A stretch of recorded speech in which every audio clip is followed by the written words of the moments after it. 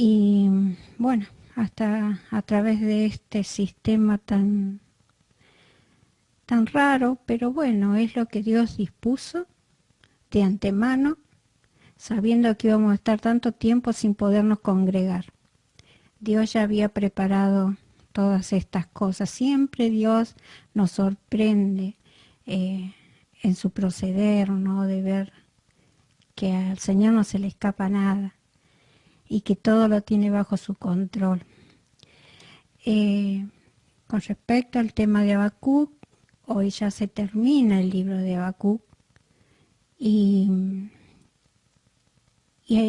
hacía un repaso un poco desde que comenzó el libro, de la situación en que él estuvo envuelto bajo una circunstancia difícil, muy difícil para el profeta de Dios. Era un profeta de Dios. Y que en lo externo eran cosas que él no podía solucionar, que esperaba la intervención de Dios, y en lo interno, en su interior, era un conflicto, hasta el punto que él llega a la queja delante de Dios. Y, y realmente yo me hacía la pregunta, ¿por qué permitió esto que viviera Dios, este proceso Habacuc?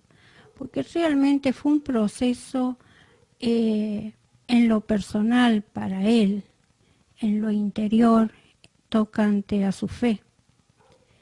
Y Dios usa las circunstancias externas de la violencia y de los enemigos y de todas aquellas cosas que él no podía solucionar para enseñarle a Habacuc quién es Dios, y bajo su soberanía en nada pierde el control, que Dios tenía en control todas las cosas.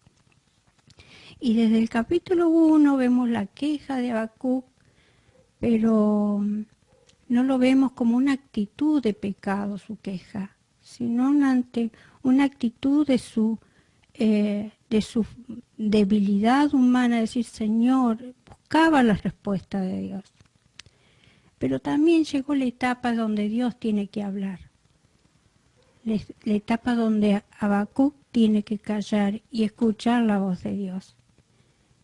Y es la etapa para la reflexión de Habacuc, y donde hay textos maravillosos como el capítulo 2, versos 3 y 4, que dice, aunque la visión tardará aún por un poco, mas se apresura hacia el fin. Y dice, y no mentirá, aunque tardare, espéralo, porque sin duda vendrá y no tardará. He aquí que aquel cuya alma no es recta se enorgullece, mas el justo por la fe vivirá. Y yo pensaba en el silencio de Dios, el cual era una de las cosas que Habacuc se cuestionaba. En ese silencio de Dios, aun cuando en el capítulo 2 Él está diciendo, aún la visión tardará. Y lo que iba a tardar no era algo, digamos, ay, que la bonanza, porque lo que iba a venir era un juicio, era cosas tremendas iban a suceder por la maldad que había en ese momento, por la violencia, por la injusticia. Pero Dios dice, aún tardará un poco. Y eso me hace pensar, siempre Dios tiene esa misericordia de esperar que el corazón de las personas vuelvan a Él. Dice, más se apresura hacia el fin, dice, y no mentirá, aunque tardare, espéralo, porque sin duda vendrá y no tardará. Siempre en los silencios de Dios, no es que Dios esté inactivo, Dios siempre tiene una Siempre Dios está obrando, aun cuando nuestros ojos no lo vean, aun cuando nuestros sentidos no lo sientan. Y pensaba en muchas veces somos propensas a juzgar a Dios por nuestros sentidos, en esperar a aquellas cosas. Decimos, ¿por qué Dios nos responde? ¿O por qué Dios nos responde a este clamor, a esta oración que estoy haciendo hace tanto tiempo?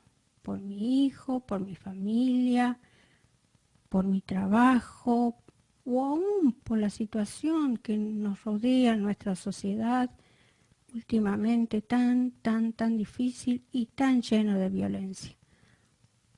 Leí el tiempo de Habacuc, se parece mucho al tiempo que vivimos hoy. Como decía en 2 Timoteo 1, que dice: en los postreros tiempos vendrán tiempos peligrosos. Y estamos más o menos como estaba Habacuc. Muchas veces nos vemos las cosas que pasan alrededor nuestro tan contrarias a Dios, tan lejos del temor de Dios. Y la gente se recrea en la maldad, y a veces vemos hasta que triunfa la maldad, hasta hacen leyes de maldad. Y el mundo sigue. Pero sabemos que un día Dios en su soberanía pondrá un fin a todas estas cosas. De la sala de quejas, Él pasó a la sala de reflexión. Y cuando Dios habló al profeta y él piensa en todo lo que Dios le dice, es como que él ubica su mente y corazón en esa perspectiva de Dios. Él dice: Dios mío y santo mío, fue la expresión de Habacuc. De la sala de reflexión, él pasó en el capítulo 3 a la sala de adoración. De la sala de adoración vemos la oración de Habacuc, una oración que está hecha como un cántico, como una alabanza a Dios.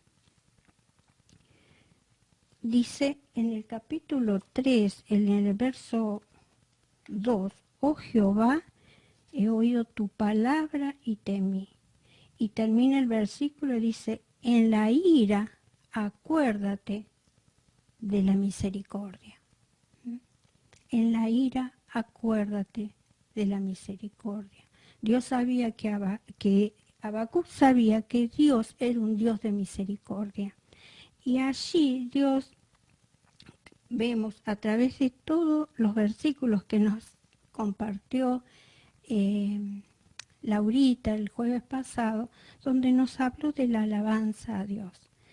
Habacuc empieza a recordar los hechos poderosos de Dios, los hechos poderosos sobre su pueblo.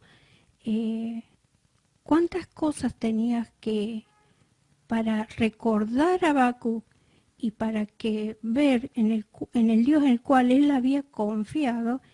Es el Dios que no cambia, es el mismo hoy, ayer y por siempre.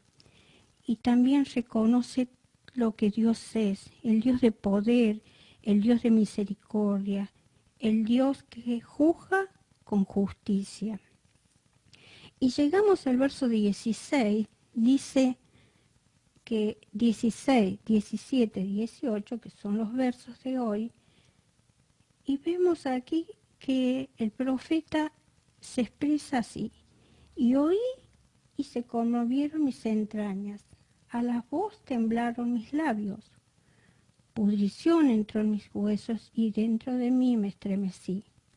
Si bien estaré quieto en el día de la angustia, cuando suba al pueblo el que lo invadirá con sus tropas.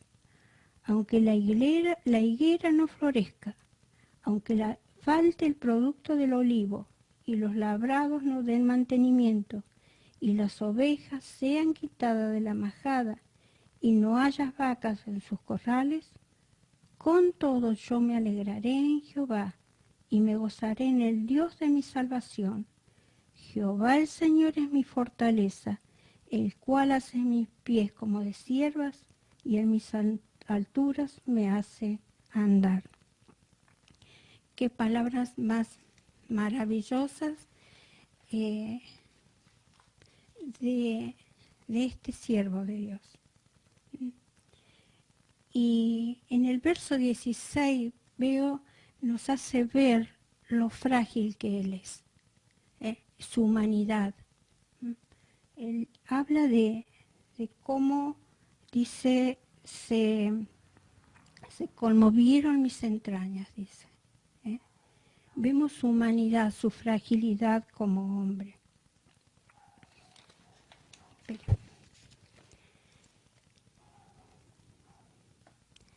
Dice que lo llevó no por miedo, sino por ver lo que Dios es. Dios es Dios de todo poder. Y Él dice, aunque esté quieto en el día que estas cosas sucedan. Él sabía que el poder no estaba en Él. Él reconoció que el poder solamente iba a estar en Dios y que Dios lo iba a preservar. Físicamente, ante el inminente cumplimiento del juicio de Dios, porque la disciplina de Dios llegaría. Ya no hay quejas en sus labios ni incertidumbres en su corazón. Mostró en su cuerpo su debilidad y limitación como hombre, pero en su interior vemos una fe y una confianza renovada. David en el Salmo 51, 10 le pide a Dios que le pide, en un momento tan crucial en su vida. Dice David, renueva un espíritu recto dentro de mí. Renueva un espíritu recto dentro de mí. Habacuc entendió que no era lo que él pensara, sintiera o hiciera, sino es lo que Dios es y obraría en justicia. En Romanos 8:28 dice, vamos a leerlo este texto, Romanos 8:28.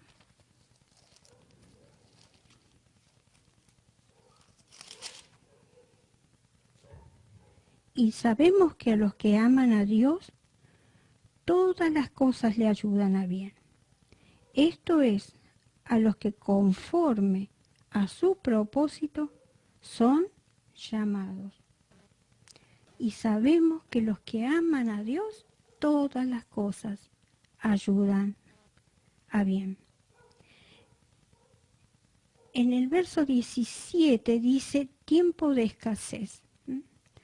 Ahí enumera Habacuc, dice, aunque la higuera, aunque la vid, y ahí está hablando de las cosas esenciales del pueblo, de la vida de ellos. Él sabía que el enemigo lo primero que arrasaría sería el alimento, porque eso debilitaría al pueblo, a la gente, y un pueblo débil, es un pueblo fácil de conquistar. Él sabría que esas cosas serían las primeras que correrían el peligro de perder. Pero él dijo que aunque todas esas cosas falten, dice, con todo, yo me gozaré. Voy a volver al texto. Dice, con todo yo me alegraré en Jehová y me gozaré en el Dios de mi salvación. Habacuc había entendido que Dios era suficiente para él. Dice, en el tiempo de escasez de lo esencial, tiempos de carencias, él supo decir, yo me alegraré y me gozaré en el Dios de mi salvación. Mire, se había cambiado Habacuc. ya no hay queja en él. ¿Qué diríamos nosotras? Yo seguro que me estaría quejando, porque somos así, somos humanas y propensas a veces a desfallecer en nuestra fe. Pero Habacuc supo tomarse y confiar en el Señor, supo creerle a Dios y supo afirmarse en Él. Dice, en la sala de adoración, Habacuc entendía que su suficiencia estaba en Dios y no en las circunstancias. Me gozaré en Dios, el gozo, fruto del Espíritu. Y sabemos, hermanas, que sin fe no hay qué, no hay gozo. Sin fe no hay gozo. El gozo va acompañado de la fe. No pueden ir separados, no puede decir, yo creo y tener un espíritu de amargura. O, me siento gozosa y dudo de las cosas esenciales de Dios. Una cosa va acompañada y unida a la otra, la fe y el gozo. El gozo es el fruto del Espíritu. No dependiendo de las circunstancias. El gozo no depende de las circunstancias, hermana. El gozo no depende de nuestras circunstancias externas. El gozo permanece porque está fundado en la fe, en la confianza en Dios, en la palabra de Dios. Le cree a Dios. Sin fe no hay gozo. Dice, no depende de las circunstancias externas, cuán positivas puedan ser, sino de nuestra confianza en el Señor. De cuánto le creo yo a Dios, y cuánto vive, y de cuánto yo vivo por la fe. Estar siempre gozosas, dice un texto. Orad que sin cesar. Estad siempre gozosas. Es un mandato del Señor. Dios quiere ver gozo en nuestra vida, que es lo que mostramos en medio de una sociedad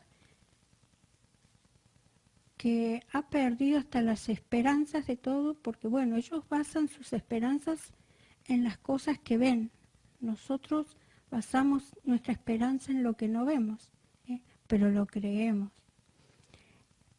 Es tiempo de mostrar el gozo del Señor.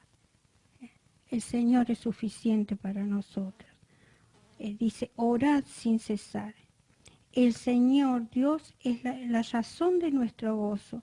Él es suficiente razón para que nuestro gozo sea siempre. Y algo que pensé, algo que quita el gozo, es la queja. Y vemos en Habacuc que él, ¿qué siente él? Que fue renovado su gozo. Ya no estaba en esa sala de queja, ya estaba en la sala de adoración, en la sala de la fe, en la sala del gozo. Dice, el gozo nos ayuda a estar enfocados en la perspectiva de Dios y no en nuestras circunstancias. En la perspectiva de Dios. Puestos los ojos en Jesús, el autor y consumador de nuestra fe. A veces somos propensas a estar manejadas por nuestras circunstancias, pero tenemos que animarnos, hermanas, a buscar, a buscar esa perspectiva correcta en el Señor. Y esto es por la fe. Esto es por la fe, es por creerle a Dios y es por obedecerle a Él. Suficiencia en las carencias, pero también suficiencia en la salvación. Él dijo, me gozaré en el Dios, como dice el texto, no quiero decir, Me alegraré en Jehová y me gozaré en el Dios de mi salvación. La suficiencia en la salvación. Qué hermoso esto. Esto para nosotros es hermoso, porque podemos disfrutar de esa seguridad de la salvación. El Señor es suficiente, no hay que agregarle nada. En Hechos 4:12 dice, no hay otro nombre bajo el cielo en que podamos ser salvos. El Señor es suficiente. Hay un solo mediador entre Dios y los hombres, Jesucristo, hombre. La obra de la cruz, la obra que el Señor hizo por nosotros, el haber dado su vida en la cruz, fue suficiente. Es lo que satisfizo el corazón del Padre. No hay más nada que agregarle. El 99% está hecho y cumplido ya. Solo hay un 1% que depende de cada uno. Y es ese paso de fe cuando le aceptamos en nuestro corazón. Lo demás, todo ya está hecho.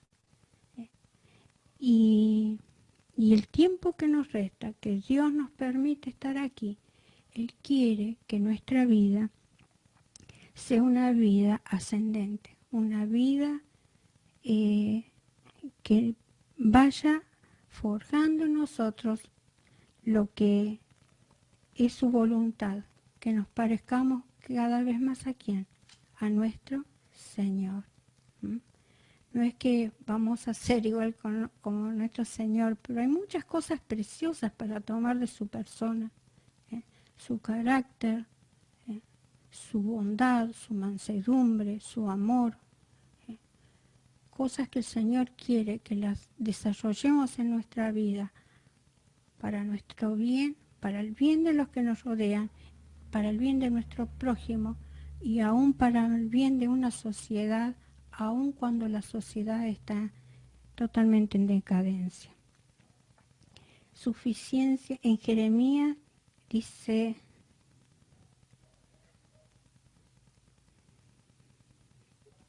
suficiencias en las carencias. Cuando hablaba de las carencias materiales, o sea, de lo que es el sustento para que el pueblo necesitaba, pero también hay otras carencias en nuestras vidas. Están aquellas carencias que hacen parte de nuestra alma, nuestras emociones.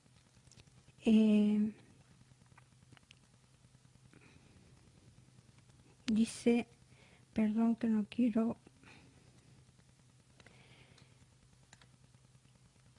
La suficiencia en las carencias, de lo esencial. Habíamos hablado de las carencias del alimento.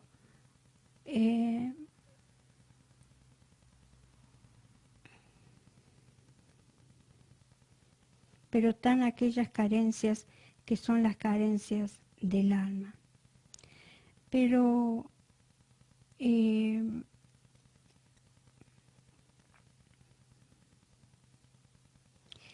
pensaba en las carencias del alma, perdón, me había perdido en el mensaje. En aquellas cosas que tal vez no son visibles a los ojos de las personas. Hablaba de las tristezas que muchas veces pueden estar dentro nuestro. Tristeza ante la pérdida de un ser querido. Y sabemos que Dios, aún en eso, es el Dios de toda consolación. Tenemos hermosos pasajes en la palabra de Dios para alentarnos, para no decaer en tristezas, como dice en Tesalonicenses 4:13, ante la pérdida de un ser querido. El Dios de toda consolación, el Dios de toda paz ante la aflicción. Mi paz os dejo, dijo el Señor, mi paz os doy, yo no la doy como el mundo la da. El Señor dijo que Él nos dará su paz. ¿Y por qué? Porque dice que en el mundo nosotros tendremos aflicción, pero confiad, dice, yo he vencido al mundo. Otra vez la palabra confiad. En Filipenses 4 dice, por nada estéis afanosos, si no sean conocidas vuestras peticiones delante de Dios. Filipenses lo voy a buscar. 4.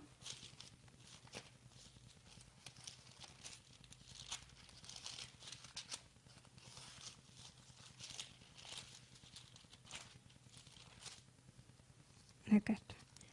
6 y 7 dice: por nada estéis afanosos si no sean conocidas vuestras peticiones delante de Dios en toda oración y ruego con acción de gracias. Y la paz de Dios, que sobrepasa todo entendimiento, guardará vuestros corazones y vuestros pensamientos en Cristo Jesús. La paz del Señor. Y así el Señor, vemos la suficiencia de Él. La suficiencia para las cosas esenciales de nuestra vida. La suficiencia en la salvación. La suficiencia en las carencias materiales y emocionales de nuestra vida. Pero también vemos en el verso 19, vamos a volver al libro de Habacuc, dice: Jehová el Señor es mi fortaleza, el cual hace mis pies como de ciervas, y en mis alturas me hace andar. Y vemos que Habacuc, en sus palabras, vemos que manifiesta esa fe renovada y esa fe fortalecida en el Señor. Y yo, al observar este versículo, me llamó la atención porque él dice: el cual hace mis pies como de ciervas y en mis alturas me hace andar. Él toma nuevamente el ejemplo de un animalito, como hablaba Laura, que el Señor a veces usa la naturaleza para darnos grandes lecciones, ¿no? Y el ciervo tiene si bien es un animal hermoso, muy estético, digamos, muy fino, muy delicado, y Dios lo dotó de unas patitas que no parecen nada, ¿no? Pero yo observaba un video y caminan en montañas que son prácticamente verticales y de piedra.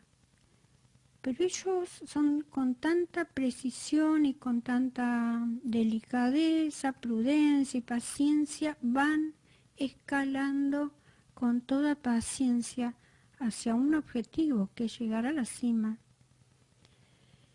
Y él nos compara así, dice: tú haces mis pies como de ciervas, dice. Lo eleva. Y en mis alturas, dice Habacuc, me haces andar.